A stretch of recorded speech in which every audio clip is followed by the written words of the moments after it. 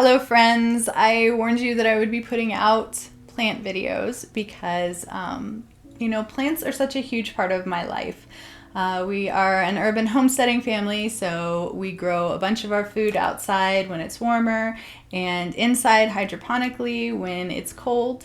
And I'm an herbalist, so I definitely have a bunch of herbs growing and a bunch of dried herbs that we use medicinally. And then I just kind of have a houseplant addiction. I collect rare Hoya and aroids. That's something that is just something I enjoy very, very much. We're just surrounded by plants over here, so I thought I would start to incorporate this into my YouTube channel. It is something that I am very passionate about, and I just want to share it with you guys. There's a lot that I've learned what to do and what not to do when it comes to all sorts of different kinds of plants, whether they be tomato plants or your run-of-the-mill house plants or rare specialty plants. I've been through a lot, so I thought I would just get on and kind of share some of this with you guys in hopes that it might help you along the way. Today I want to talk about one of my first Hoyas. I do collect a bunch of Hoya. I have some that are, very run-of-the-mill, easy to find, and then I have a whole lot that are rare and a lot harder to find that I've collected over the years. So what got me down this slippery slope of collecting Hoya would probably have to have been the Chelsea. And the Chelsea is a variety of Carnosa, which Carnosa is what I've read to be one of the oldest varieties of Hoya that they have found. It is, let's see, I have one right here. It is just probably what a lot of people would consider a Hoya that their grandmother had. They're very easy to grow, and they're these beautiful inky veiny leaves that have some splash on them, and they generally are the mother plant to a bunch of different varieties, at least some of my favorite varieties of Hoya. And the Chelsea, which is the one I want to talk about today, is actually part of the Carnosa family. They don't really look a lot like Carnosa. I'm going to pull one up for you here. They are much different shaped leaves. They're a heart-shaped leaf that doesn't really have much splash.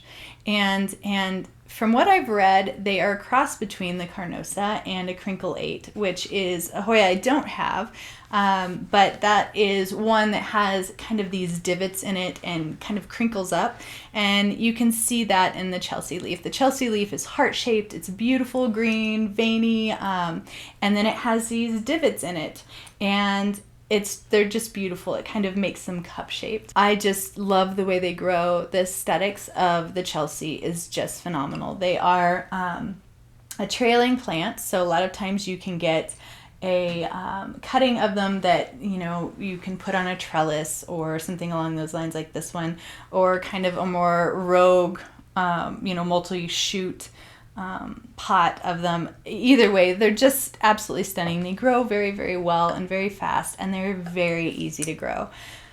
For those of you that might be more into Hoya like I am, the more specialty Hoya you get, kind of the more finicky they are and the harder they are to grow, but I have not found that to be the case at all for the Chelsea. It's why I have, I don't know if you can see, but I think I have 6 different plants.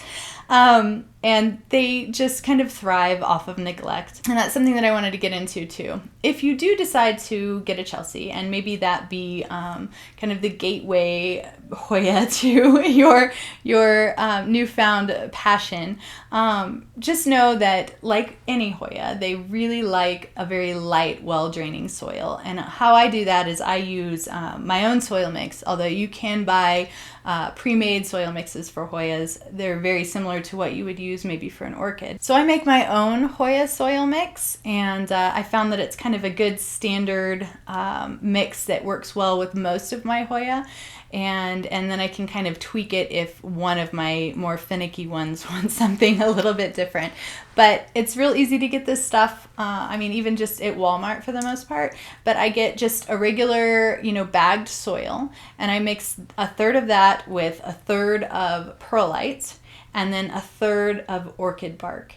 And a lot of times you can get, like reptile bark if it's clean. And you can find that at, a pet store or Walmart even, Amazon, of course. And perlite, you can find it just about any kind of nursery or, again, Amazon. And then your soil mix, you can, normal soil you can get anywhere. But I mix those up, and it really makes for a fast draining soil because no Hoyas like to have their roots just sitting in water. They really like to be able to spread out, have their space, have moisture, but not too much moisture. You got to think about where Hoyas grow, and a lot of times they grow up the side of trees where they get a tiny bit of rain and they have to deal with that for a while and dry out, and then they get rain some more. They're not really in a soggy, wet kind of soil ever. So I don't want to make this sound more complicated than it is, because it really isn't. You just want to make sure that when you water it, it goes all the way through.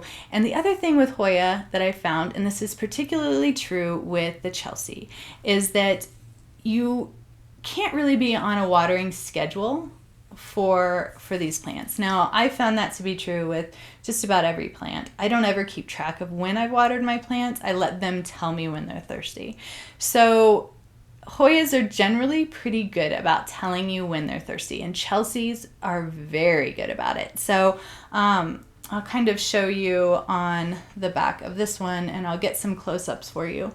But on the back of these cupped leaves, they're generally pretty smooth when they've had enough to drink.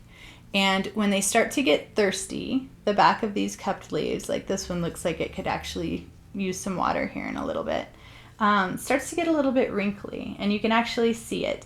The leaves also start to get a little bit softer. So these are called wax plants. Hoyas normally are called wax plants because they feel kind of waxy. They have this really kind of rigid, almost plastic feel to them because they are very thick, and they hold so much of the water that they need within their leaves.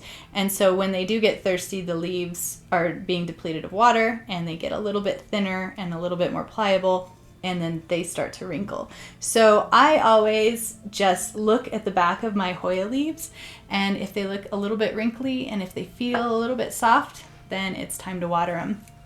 I water them all the way through, put them under the sink usually, make sure that the water comes through, and make sure that it drains out completely so it's not sitting in the tray underneath, because again, they do not like to be overly soaked by any means. I would have to say, now I live in Colorado, so I'm in a very dry climate. I do run humidifiers in the rooms that have my plants. So I keep, my humidity at about 50%. But I love this variety so much that I not only have 6 different plants, but I also actually painted. I love to paint some of my plants, and this one in particular was a muse for me because I just love the way the leaves laid out, and it's just such a stunning plant. So thank you so much for watching. I hope this helps in some way if you're planning on adding a new plant to your home and enhancing your space. I think this would be a great one for most people, especially if you're just new starting out to Hoyas. So thank you again, and until next time, be well.